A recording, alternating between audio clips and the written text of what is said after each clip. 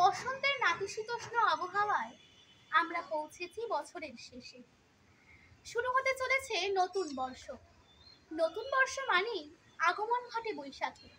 বৈশাখ মানেই সূর্যের প্রচণ্ড দাবদাহ। সূর্যের তাপে ধরার বুকে দেখা দেয় খরা। তাই আজ আমার লেখা কবিতা বর্ষের বৈশাখ।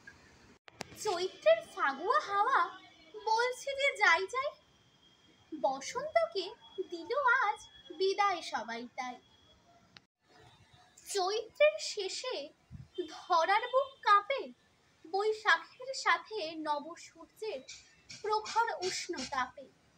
ধরার বুকে খরার ছোঁয়া, গাছের পাতায় ধুলো, বাগিচায় ওই উঠল ফুটে টগর জুঁই বেলগুলো। মুকুলের গন্ধ ফেলে আমটি আসে গাছে, প্রকৃতি উঠছে সেজে নতুন জাম কাঁঠালের সাজে। সকালে সূর্যের তাপে, বিকেলে বৈশাখী ঝরে। বৈশাখ আর নববর্ষ থাকুক মনের ঘরে।